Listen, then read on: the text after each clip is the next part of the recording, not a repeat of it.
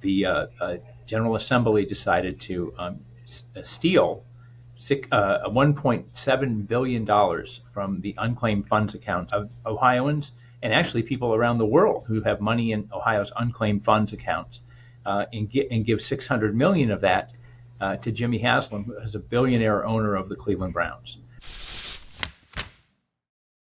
Mic check, everyone. Welcome back to Corruption Inc. I'm Eric Vaughn, and today we're going to be bringing the story of systemic corruption a little bit closer to home, right here in Northeast Ohio, where I currently live. But in order to set up that conversation, I want to talk a little bit about systemic corruption, right? I mean, the version of corruption that is like in the realm of the elites, purely white-collar crimes, and usually involving the suborning or subverting of our government in some way, shape, or form in order to make sure that nothing's going to stop you from making as much money as you possibly can through whatever means necessary. And that's, of course, the dangerous part. But in order to frame this today, I want to talk a little bit about a book that one of our frequent contributors, Bill Black, wrote called "The Best Way to Rob a Bank is to Own One." And if you want to learn all about what is meant by that, once again, go check out the con. But in this case, I want to take that idea and apply it to government and say that maybe it's also true that the best way to rob a government is to own it. And so how do you do that? Well, in this case, you're a very wealthy person.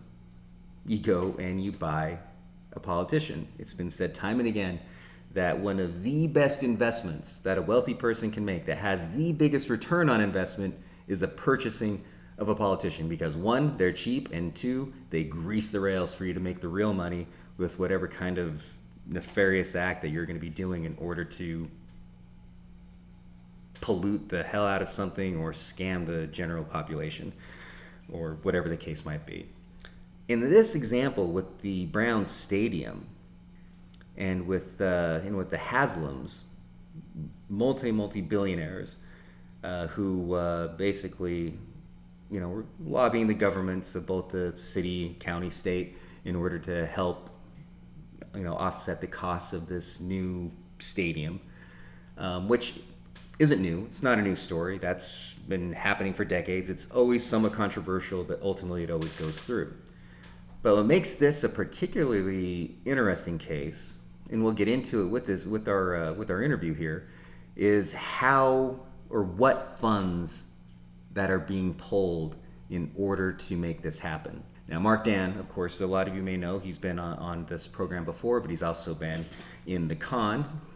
He's of course the principal of DannLaw firm and was the Attorney General of Ohio in the 2008 financial crisis era, and was one of the only people who managed to get any kind of a conviction with the crimes that led to the 2008 financial crisis. His firm has filed a class action lawsuit against the government of Ohio to stop this transfer of funds in the government's care, I should say, and that might clue you into how this is working, over to this one billionaire family so that they can build their $2.4 billion stadium. Anyway, without any further ado, Mark Dann. Mark, how are you doing? I'm doing well. It's good to be busy. I'm happy and fortunate. So. Yeah. Well, I mean, it's good to be busy, but it's also good to be busy, doing important work, shall we say? Well, and I've been really blessed in my life to be able to do work that where I'm both doing good and doing well at the same time, and that continued with this law firm. So. It's interesting. I've continued a lot of the same work I was doing in government and politics, just doing it on an individual and now sometimes on a class-wide basis for people. So I've been again. It's a great way to make a living, and I have no intention of slowing down. Well, good, good. And class-wide basis is the name of the game these days. We might touch upon that a little bit later. Sure, of course. But first, what I want to talk about, people often remark on my orange couches. There's a reason for that. So Mark, I know that you and I share the distinction of being Brown season ticket holders, Right. and we've even managed to catch a few games at the same time, and it's been a good time. However, I along with many other fans, and I'm sure you're no different, have been feeling a little bit I don't know, conflicted, shall we say, about the current state of not only the team, but that's sort of an ongoing thing, but about the ownership and about this move from downtown Cleveland, right on the waterfront, where I don't know, it just seems like tradition Browns. I mean, everything that the Browns are is sort of like wrapped up in that location. And now there's this move, and it's been controversial for many reasons, but not least of which the way that it appears they're trying to get it funded. So just, I mean, I'm sure a lot of people are aware of it and know what it's about. But for people who maybe aren't from this region, maybe you could help explain a little bit about what's going on there. Sure. Well, among many nefarious things that were done in the middle of the night during a budget conference committee for the state of Ohio, the General Assembly decided to steal $1.7 billion from the unclaimed funds accounts of Ohioans, and actually people around the world who have money in Ohio's unclaimed funds accounts, and give $600 million of that to Jimmy Haslam, who is a billionaire owner of the Cleveland Browns, to help him move his team out of downtown Cleveland, which has got all kinds of really bad policy implications. The Browns are central to Cleveland's identity. He wants to move them to Brook Park by the Cleveland airport. Going to cause all kinds of traffic problems, going to cause airport delays, certainly going to cause delays in getting to the airport on certain Sundays. But more importantly, if Jimmy Haslam lived in Ohio, he'd be the richest person in Ohio. And I think he should be able to pay for his own indoor stadium if he wants one. It's kind of socialism for billionaires and hard capitalism for everybody else. But the big problem is how they chose to do it. They took a coward's way by using other people's money, not having the courage to go to the ballot, to put bonds on the ballot for that, let the public decide, or to appropriate funds and add taxes. The governor proposed taxing gambling proceeds and using that to pay for stadiums, not just the Brown stadiums, but others, which is a perfectly legitimate exercise of government authority, although probably pretty politically unpopular to tax to give your contribution to give back to a billionaire who contributed $300,000 to the anti-gerrymandering campaign that's allowed you to have this supermajority that you have. And so they raided the unclaimed funds accounts. Now, unclaimed funds are people's utility deposits and bank accounts that they may have forgotten about, or where there hasn't been activity for 2 or 3 years.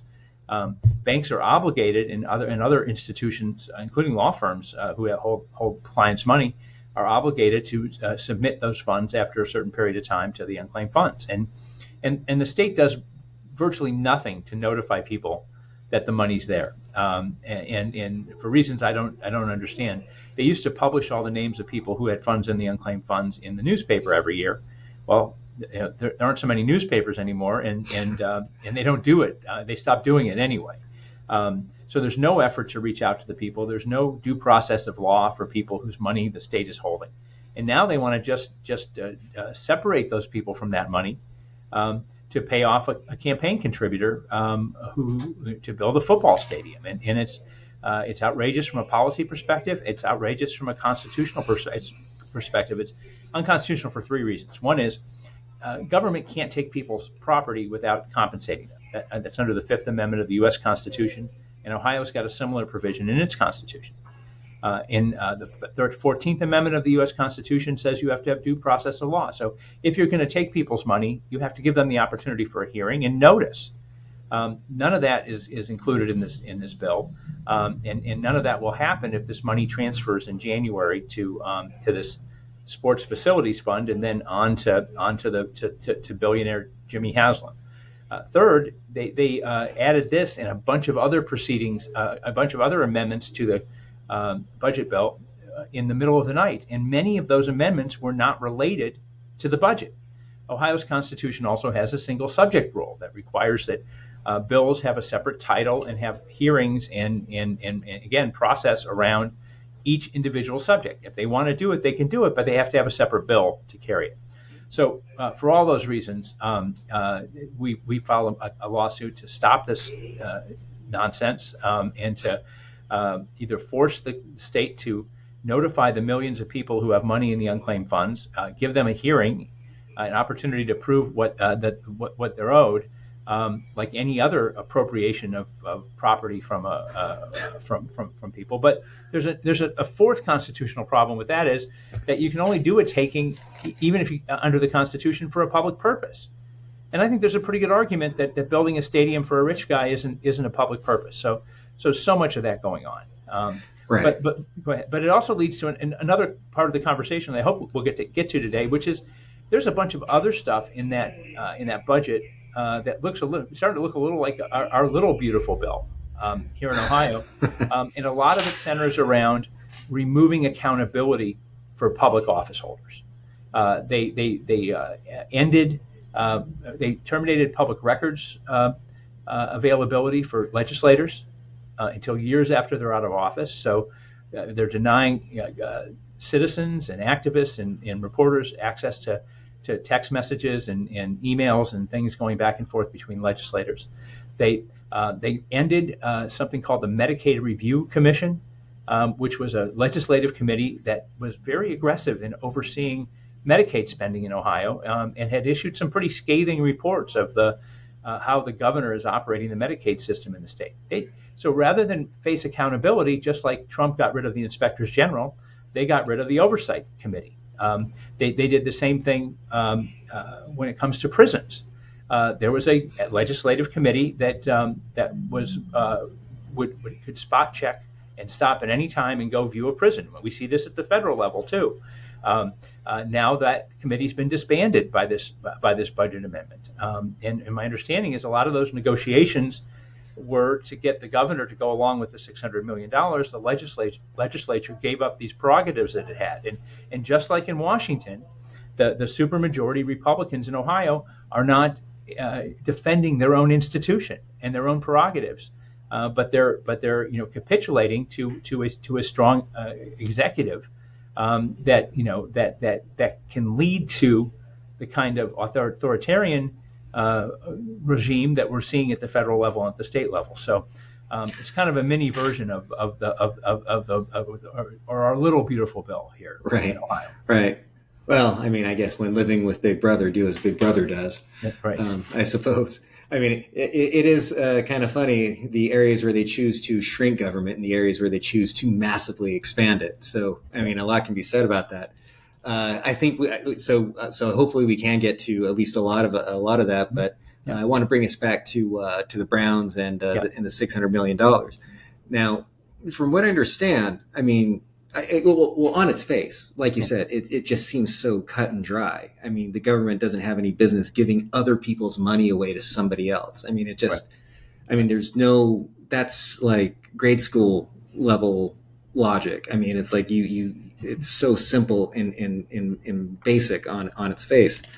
But so I understand that part of like how they're leveraging this is that they're putting like a 10-year or something like that, like a clause in there where they're going to hold it. So this is an important distinction. They're taking the money on January 1st of 2026, $1.7 billion out of the almost $5 billion fund.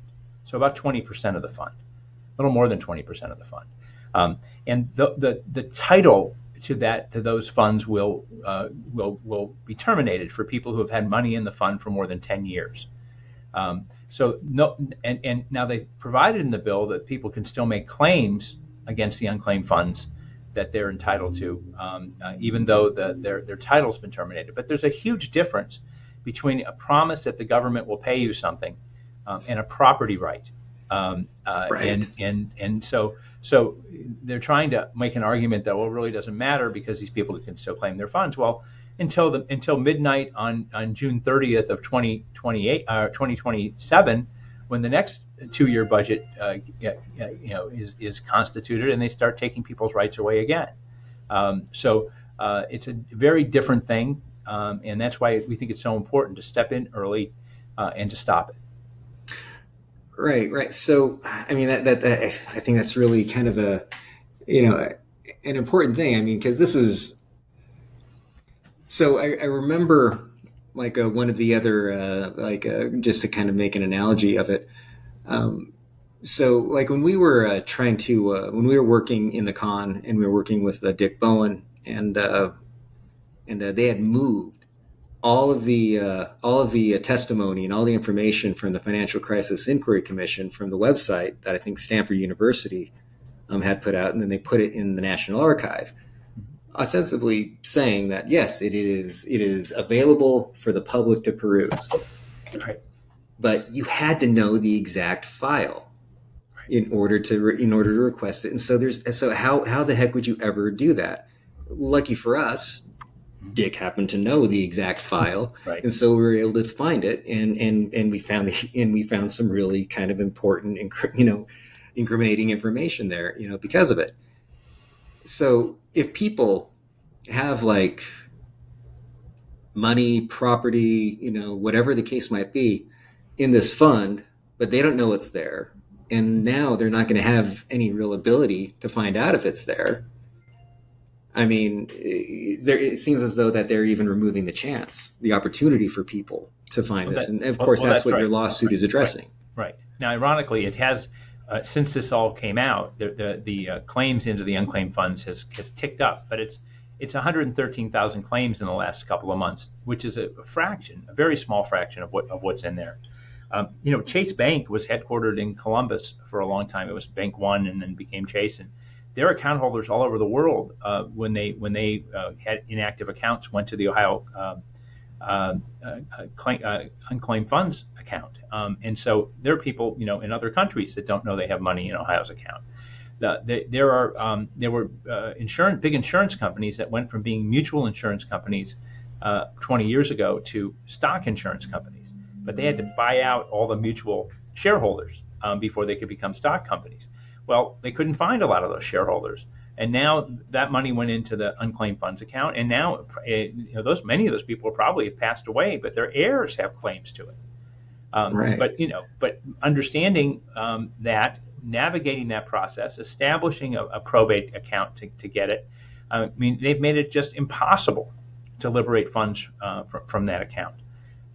And for a $25 or $50 amount that's in there, people are forced to give their Social Security number, provide the Ohio government, which has suffered at least 2 data breaches that I'm aware of in the last 2 years, to give them all your private information. That's a big order. That's a cost to people too. And so again, they should give notice. They should give due process of law. Let people get their funds out of there. If they just gave notice, I don't think they'd have money left to give to Jimmy Haslam. If they right. initiated, these kind of appropriation proceedings, which is, I think, what the Constitution requires, they'll spend the next 5 years doing those appropriations, and they'll never, get enough money to pay off their campaign contributor. And I think you got to look at, and again, just like in Washington, you got to look at what's underneath it. A year ago, the citizens circulated petitions and got the state or got enough signatures to put on the ballot a referendum, an amendment to change the way legislative districts, state and federal, are drawn, to make them fair, to make them proportional, to make them more competitive. And first, the supermajority Republicans who were on what's called the ballot board changed the description of it Each ballot initiative has its actual language, and then each side is, and then there's a ballot board certified description of what's in the bill. Well, the description in the bill that the ballot board created over the objections, by the way, of the minority, the Democratic members of the ballot board, was longer than the bill than the amendment itself, and it was incredibly misleading. So that was step one. Step two is they went out and raised money to run ads to confuse people about claiming that this amendment would gerrymander districts. And Jimmy Haslam, guess what? Largest contributor to that effort. Nothing's nearer and dearer to the heart of a Senate president or a House Speaker than maintaining their supermajority, which means they can override. In fact, the legislature's coming in. The governor, to his credit, vetoed 70-some provisions of the state budget, and they're coming back next week to override 3 of them, and they have the votes to do it if everybody shows up, which is it's a lot to ask of a public official to show up for work. In this case, we probably don't want them to show up, but that's that's what's there, and this is a classic quid pro quo payback, in a state with a history of corruption, going back to hundreds of years actually to the state's founding. But we most recently had this scandal involving First Energy, giving $60 million to the prior House Speaker in exchange for $1 billion subsidy from ratepayers. Once again, using other people's money to pay back a quid pro quo for a contribution to them. Now, in that case, not only did the Speaker use it for his campaigns and the campaigns of members of the House, he also paid off some of his own bills and did a few other things with it. And if the feds had their way, none of the executives from First Energy would have been prosecuted. At the very last minute, before the statute of limitations ran, the Ohio Attorney General and the Akron or Summit County prosecutor indicted the executives from First Energy, and they're yet to stand trial. The politicians have been long convicted of this, but believe it or not, Eric, it took until, and that was 4 years ago. It took until this year for them to end the subsidy to First Energy. And you got to, I spent a lot of time in Youngstown, which has a history of the mob, and we had an expression there. You got to admire them. When they're bought, they stay bought, and that's what we got here is folks that have been doing it. Now, they were at least a little ashamed, and they tried to do it under the radar, and were embarrassed, as compared to what we're seeing in Washington, where it's open and transparent corruption. Every time you turn around, every time I pick up, I open up my computer or metaphorically pick up a newspaper, because I now pick it up with keys who does that in my fingers. But every time I look at the news, there's another example. Most recently, Ohio is going to provide a huge subsidy to a defense contractor whose name is escaping me right now. But that same defense contractor is also going to get a contract, a huge contract from ICE, and it turns out that defense contractor is owned by a good friend of Donald Trump. So every time government takes action, a member of Trump's family or Donald Trump or a friend of Donald Trump is going to financially benefit from it, and they're literally looting the federal treasury in front of our eyes. At least in Ohio, they didn't take it from public money. They took it from little old ladies who have money who forgot about money in bank accounts. Maybe that's better. I don't know. But it's not constitutional. That's for sure. Well, I mean, it's like it's either that or it's through a tax or something like that, where you're taking money from other rich people, and heaven forbid that happens. Well, by the way, in the same budget, they initiated a flat tax, which is going to save the average millionaire $25,000 a year, and save the average person making minimum wage $0, because they don't pay state taxes anyway. And so they're taking from the poor to give to the rich, and they're cutting Medicaid in this budget, and they're cutting just like they are at the federal level. And So we have a reverse Robin Hood situation going on, and there's a whole group of people in this country, for the first time in my life, that seem to say that's okay.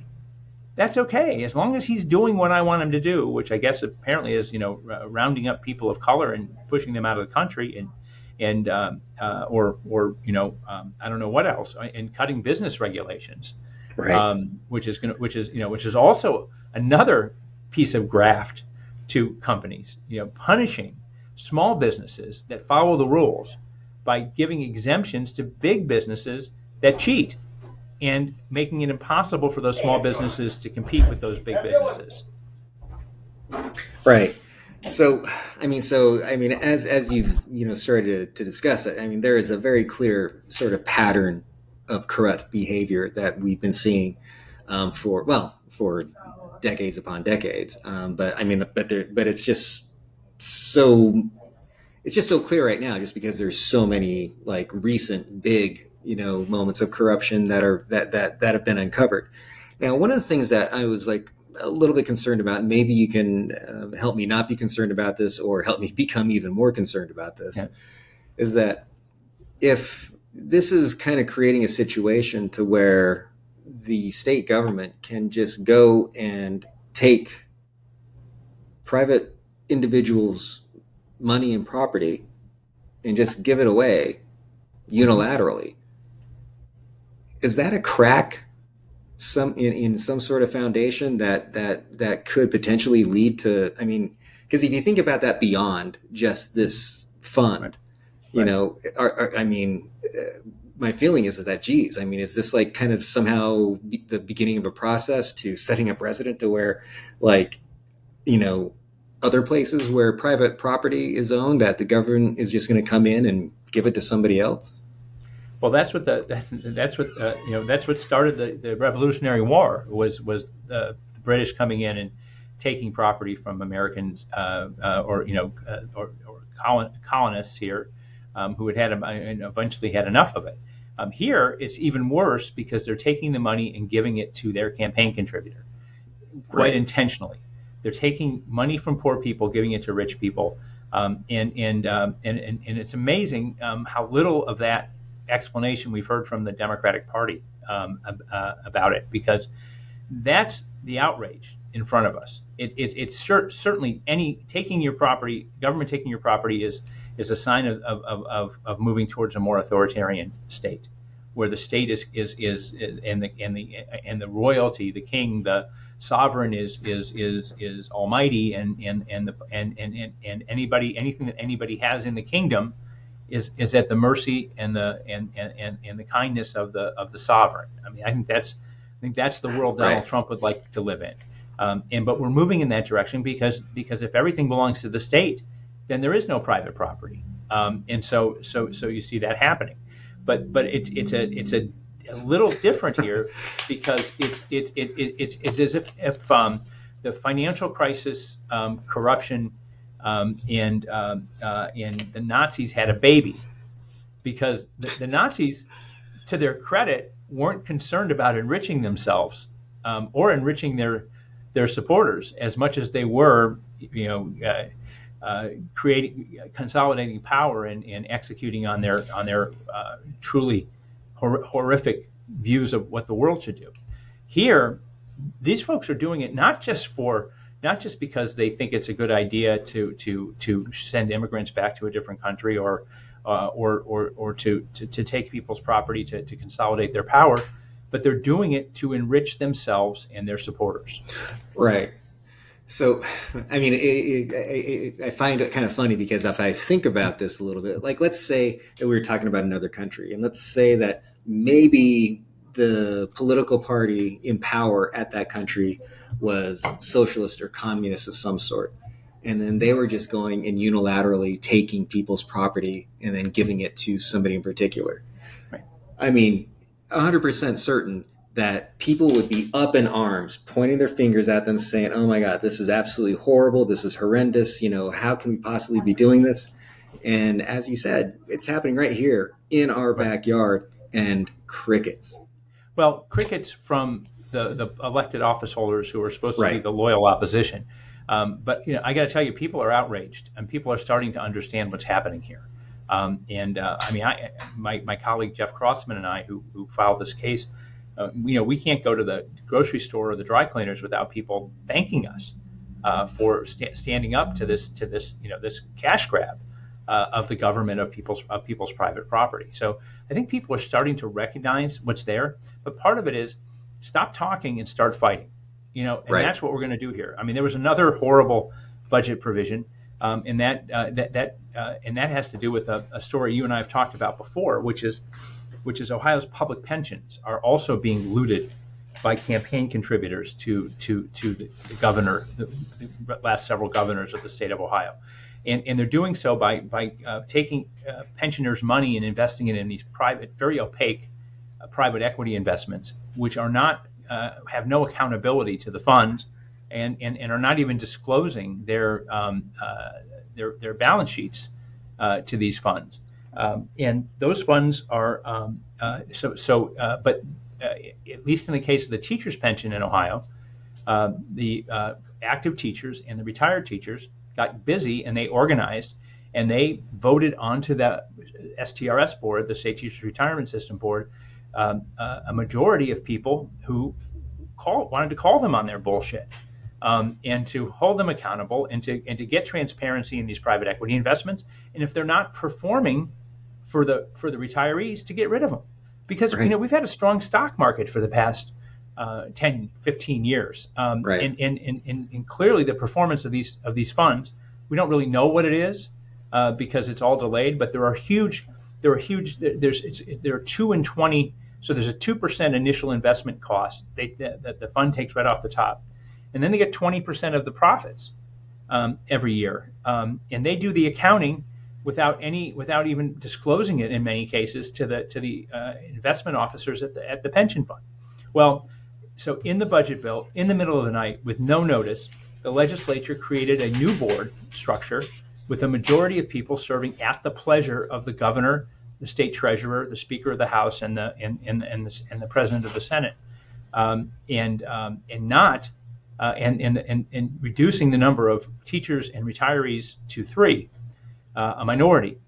So it's a 5-3 minority. So now they are legally empowered to do the governor's bidding. Now, that's a huge problem. I talked about the single subject rule earlier, and frankly, that's going to be the next fight we're going to take on behalf of the retired teachers. We've been fighting to get these funds at least to, and we finally won in the 10th District Court of Appeals. We won an order requiring the fund to provide us with financial documents that they relied on to making investments.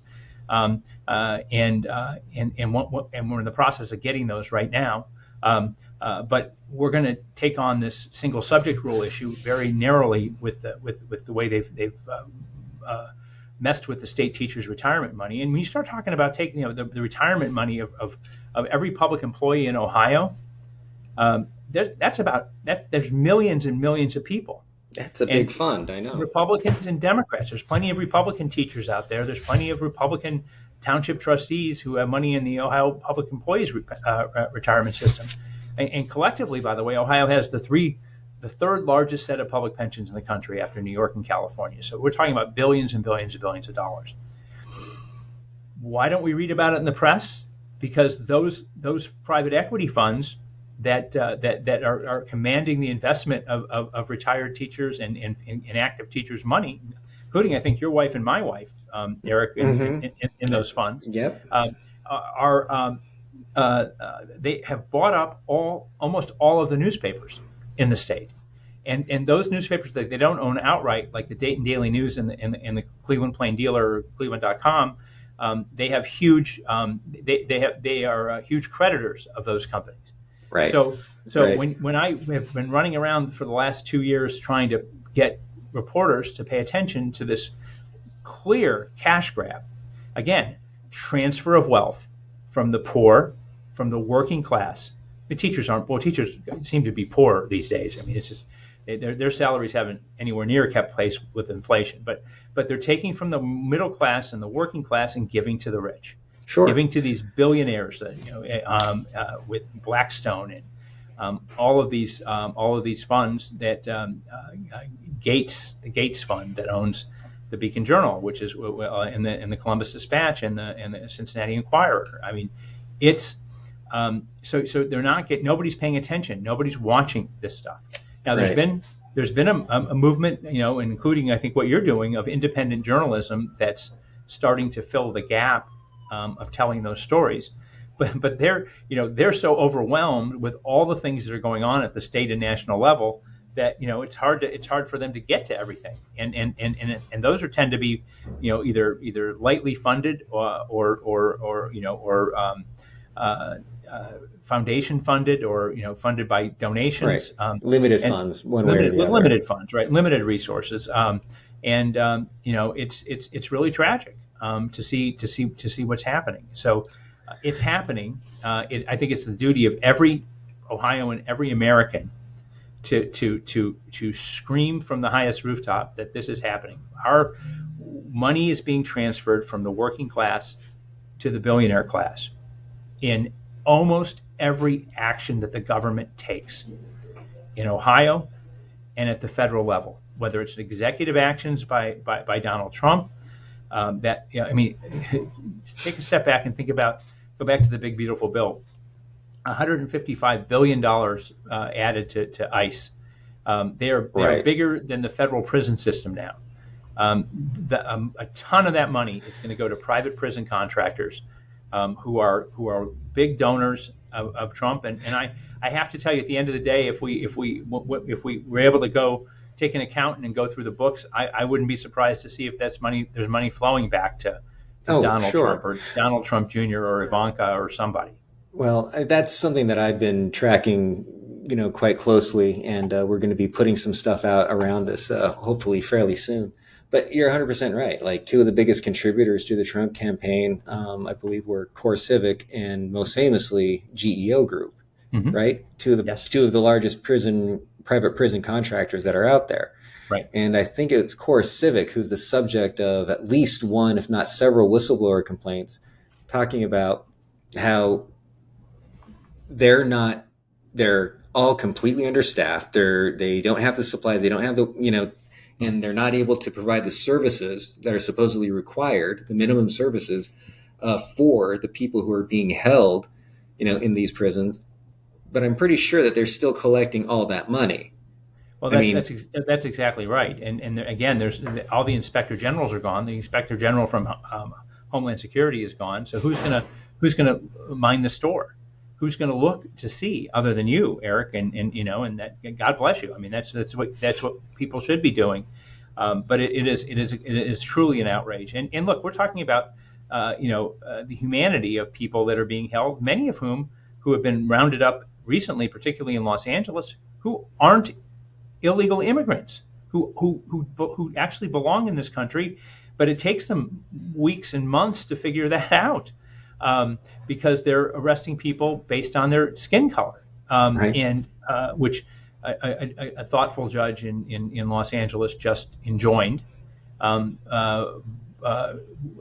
heard an interesting story about that this morning, where the judge asked the government, "Show me one piece of paper identifying a criteria other than race that ICE is using to decide who to arrest." And the government could not come up with a single piece of paper or policy other than that says that people who look a certain way should be arrested. Wow.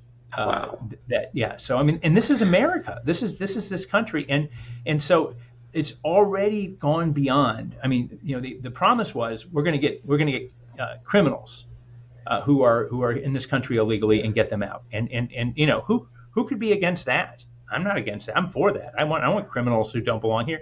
I don't want criminals out on the streets, whether they're Americans or not. But I don't want them thrown. I mean, but now that's not what they're doing. They're just going places where there are lots of people who are brown, and arresting people, and then if they make a mistake, saying they're sorry and they're going to go. I mean, and these jackbooted thugs in face masks are roaming the streets of Los Angeles right now, doing exactly that. and believe me, they're coming to your city soon, because that budget has been hugely increased. If they can staff it, because one of the things is if you have a cousin or a brother or a sister that wants to just is applying to be an ICE agent, ask them to give that some thought before they do that. It would be helpful if they would have trouble recruiting people to do the job. But think about people who would sign up to be an ICE agent right now. What's their mindset? Given everything that's in the news, no, exactly. What's their mindset? Their mindset isn't I want to honor due process of law. I want to respect the humanity of the people with whom I come in contact. It's not that at all. And like with the Justice Department and like with other state or federal level agencies, the people that don't have that point of view are leaving because either they're being fired, sometimes legally, sometimes illegally, or they're leaving of their own volition because they don't want to be any part of this. No good human being would want to be part of what ICE is doing right now. Right. And there are many important things they could be doing. The border does need to be more secure. There's a lot that needs to be done, but that's getting lost in this absolute reality TV show of a display. Right. So recently, we had an interview with Bill Black, mm-hmm. and we were talking about Palantir, and they were talking about how they're always quite good about being very clear as to what they're looking for in both their words and in their actions, as far as like people who are being involved with that company, in order to ensure that the right kind of people who can stomach everything that they're doing are the ones who go there. And you just described to me, the exact same process going on involving ICE. Mm-hmm. And it is. I mean, I went to church this Sunday, and the priest was telling us about him talking to other priests and hearing that ICE was waiting outside of church in the parking lot to grab people, and it's just like, my God, literally, is nothing sacred. I mean, right. No, not church, not daycare. Parents being arrested right in front of their children. I mean, it's horrific, and everybody needs to put themselves in the shoes of those people that are being arrested. And if they did, they wouldn't be able to live with themselves until they did something about it. Right. Now, this kind of gets us to one of the other things I want to talk about. So you are actively involved in an initiative, shall we say, to try to create some basis for relief for people who are being victimized, by various different things, whether it's ICE or whether it's like things related to illegal actions from DOJ or whatever the case might be. And I'm wondering if you'd be able to tell us a bit about that. Yeah, what I'd like to do is work with others to create a platform where people who want to help and who have skills can be matched with people who need help, whether they're immigrants that are being or non-immigrants that are being wrongly held, whether they're nonprofits whose funds have been cut off by the National Endowment for the Arts or the National Institutes for Health, whether they're and they're too small to be able to afford lawyers, whether they're law firms that are being persecuted by executive orders, that we can match those in need with, and not just lawyers, but people with media skills, people with skills in technology that we can use to do a better job of documenting what's going on right now. That's important for history, but it's also important for political action, is to document what's happening. So writers, technical people, lawyers in particular, because this is lawfare that we're in. I saw that in a New York Times op-ed yesterday, and you know what? That's really what we have. We need to engage in lawfare and make sure no wrong goes uncontested. And we're going to lose some, but we need to find a way to mobilize people, and we need to, and to the extent that these lawyers and these technology folks and influencers need to be paid, we need to find the money to pay them so people can contribute. People can. Yeah, so I'd like to create a process where that can happen, where we can match up people with need with people with skills. And every time I raise this with a group of lawyers, a lot of hands go up. And so we're actually having a meeting in a few weeks here in Cleveland to try to organize lawyers in Cleveland, sort of like the way we did during the financial crisis to help people in foreclosure. So let's mobilize some volunteer lawyers. Not necessarily the big firm lawyers who their hands full because they're being persecuted by Trump in a different way. But us lawyers who do other things, lawyers who represent people in divorces. They're good lawyers. It's good lawyers who represent criminals in court. They can easily be trained to represent immigrants who are being charged and have facing constitutional violations.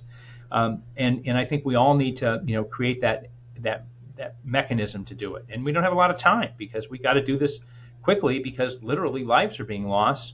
And people are being harmed, and money's being stolen from the federal government.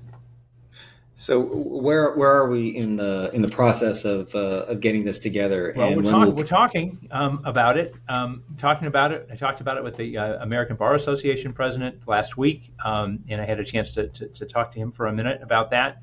And the bar, tends to focus on the big firms, and I think it's really important that there are thousands of lawyers who aren't in the firms that you read about, being issued executive orders or capitulating to Trump. Most lawyers work in small firms or work for themselves, and so I want to find a platform to reach them so that they can do their part to help. We're doing it here by bringing these cases involving the theft of people's money by government here in Ohio, and it makes sense for us because we're here. And that's what people are coming to us asking us to do. But I'm sure there's a need right now in every community in the country for lawyers to represent these smaller nonprofits, to represent people who are being picked up in these Home Depot raids and so forth, to make sure that everybody has access to a lawyer to help them. And so. We're just at the very begingoing, but I would let anybody who wants to be part of that. I would like to hear from, and I want to try to mobilize a platform that's going to make sense and work and be simple. I don't want to turn this into another political fight. It's not. It's a fight for the soul of the country. It's more important than politics. And so, how do we create it in a way that's trustworthy, that where people can have access, and that there can be that exchange? We do it with dating apps. Why can't we do it with matching people who are the victims of this authoritarian movement in America with people who can help them? So if somebody wanted to help right now, somebody hears this and they say, "Okay, I'm not sure. Where can they go to contact you?" Well, they can contact me, and I'm trying to create a critical mass of people that are involved. If you have a organization, a 501c4 or a political or a charitable organization, I think that would be a good platform for some of this stuff. I'm hoping that that we use this for all kinds of things. Why not use it for this? And so let's see if we can get some of those companies to pitch in and help. And so I'm going to do the best I can to try to bring more people along. All right. Now that sounds great. I mean, I think it's pretty clear. I mean, just when I think back to the con, I mean, where we did so much work, it was a pattern, right?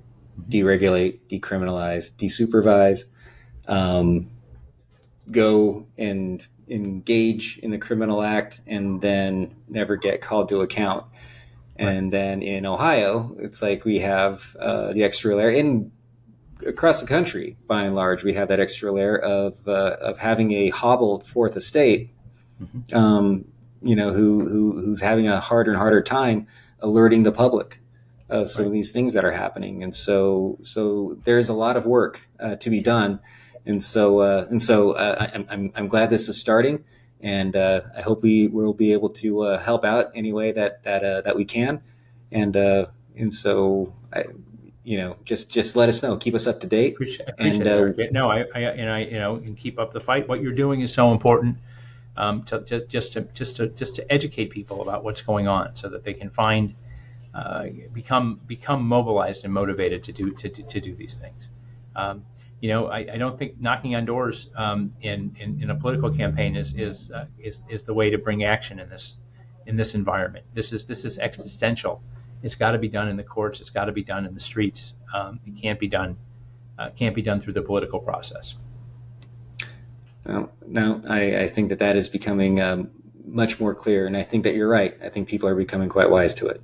Yeah. Well, thanks, Mark. I really appreciate you joining us for this time. I know that your time is short, and that you have some very important things to do in the next couple of weeks, and I hope you have a great time doing those things. Thank you very much. Appreciate that, Eric. All right. Well, appreciate it, and thanks everybody, and we'll catch you again soon. But it ended up becoming so much more. So, but let's kind of go back to this whole notion of like how the wealthy, the corrupt wealthy, are able to game the system in such a way. I mean, this seems so blatant. I said it in the interview, but it bears repeating. They are literally taking private funds and private property of unwealthy people and just unilaterally giving it to one very wealthy person so that they can make a stadium that very wealthy person is going to profit from. That doesn't even get into the controversy of the location and how it's going to affect small businesses and so on and so forth. That's just like the financing part of this. It's just a microcosm, isn't it? I mean, when we set up systems that allow for private industry to profit off of in many cases, the misery of others, I mean, what kind of a society are we building?